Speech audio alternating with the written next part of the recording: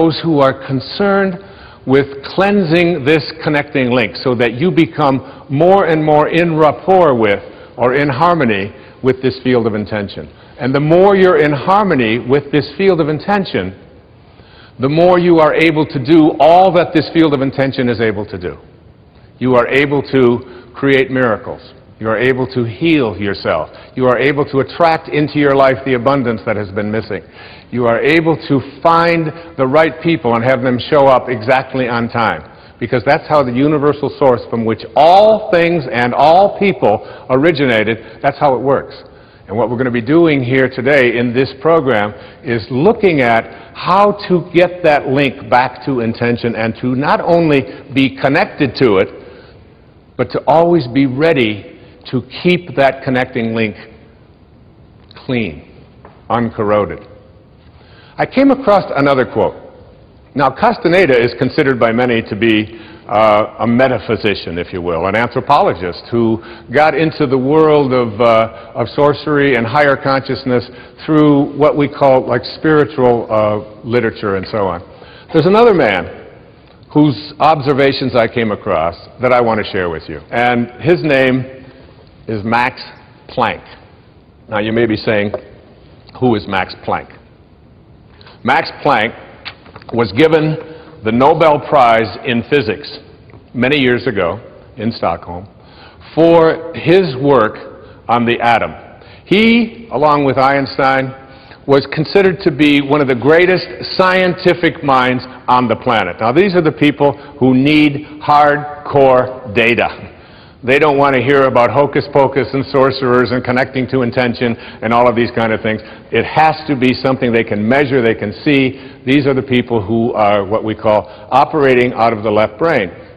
And that is not in any way a criticism. It's something that allows us to make great scientific explorations and advances, of course, as people. And the study of the atom is something that can be used not only to make atomic bombs, but it can also be used to power all of the needs that we have on the planet for energy if it were put into the proper context.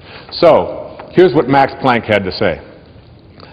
As he accepted the Nobel Prize, these were his words. As a man who has devoted his whole life to the most clear-headed science, to the study of matter, I can tell you, as the result of my research about atoms, this much. There is no matter as such. All matter originates and exists only by virtue of a force which brings the particle of an atom to vibration and holds this most minute solar system of the atom together. We must assume, now listen to a greatest scientist on the planet, we must assume behind this force the existence of a conscious and intelligent mind. This mind is the matrix of all matter. Now, that is very, very powerful evidence. One of the things that really intrigues me is this idea, and I heard it many, many years ago. I'm not even sure of the original source where I heard it, but it goes like this. When you change the way you look at things, the things you look at change.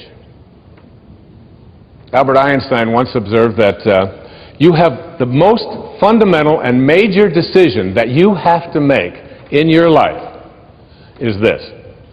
Do I live in a friendly or a hostile universe? Which is it? Is it a universe that is filled with hostility and anger and people wanting to hate each other and people wanting to kill each other? Is that what you see? Because when you see the world that way, that's exactly what you will create for yourself in your life. This is from great scientific minds. And the interesting thing is that this is not just a clever play on words, that when you change the way you look at things, the things you look at change. It's actually a very scientific thing, and I'm going to show you that in just a moment. I'd like you to imagine the following scene.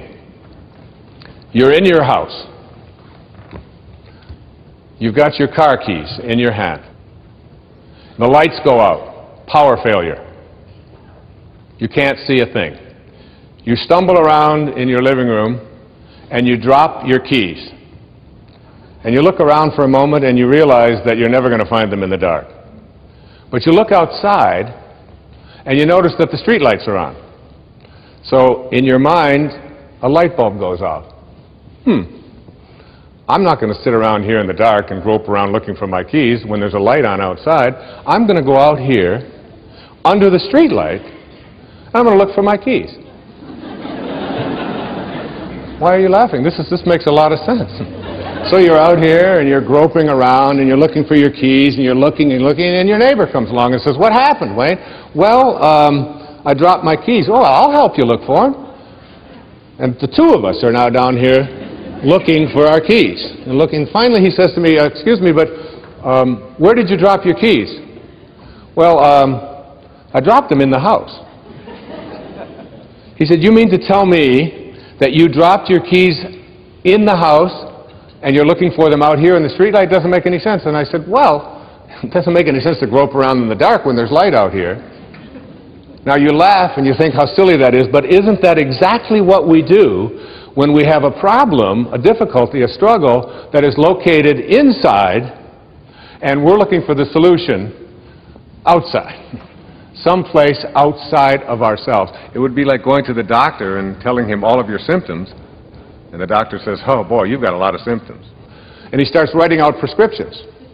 You need a prescription for this symptom, you need a prescription for that symptom, and finally he gets this 4 or 5, and you go to walk out, and you say, "Well, I'd like my prescriptions." He said, no, "I'll give this one to your mother-in-law, and I'll give this one to your neighbor, and I'll give this one to your daughter, and I'll give this one to your father."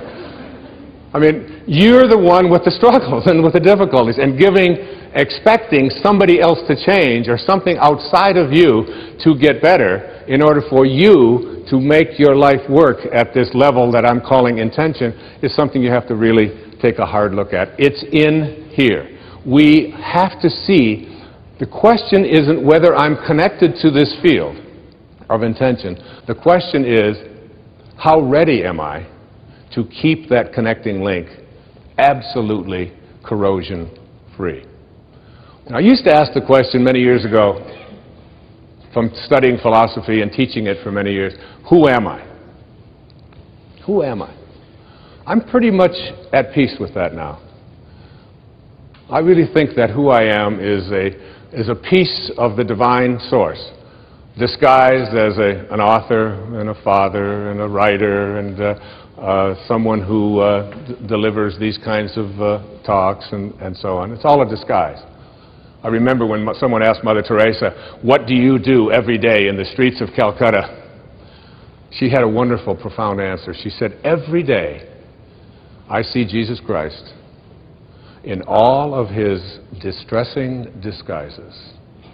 I see the unfolding of Source, the unfolding of God, the unfolding of Spirit in all that I encounter." And I see it in myself as well. And I see that and know that. That's not the question that bugged me the most. The one that puzzled me the most is, where did I come from? Where did I come from? You ever ask yourself that question? I used to ponder that. I could remember I lived in a series of foster homes for a while when I was a young boy, until I was about 9. And I lay out in Mount Clemens, Michigan. I would lay out on the grass, and I would look up. And I'd see these endless stars. There was an apple orchard out there. And I could just lie there on my back, and I'd just look up, and I'd say, where did I come from? Where did I come from? And it's not about reincarnation. I always liked Eleanor Roosevelt's response when they asked her if she believed in reincarnation. She said, "I don't think it would be any more bizarre for me to show up in another lifetime than it was for me to show up in this one." It always kind of made sense to me. You know? It's hard to figure all of this out. But where did I come from? Where did I come from? So you ask yourself this perplexing question, where did I come from? And most of us, when we think about that question, we come up with an answer. And the answer is, as hard as it is for us to even imagine, our parents did it. It's a tough one. But in one blissful moment, one drop of human protoplasm in some mysterious way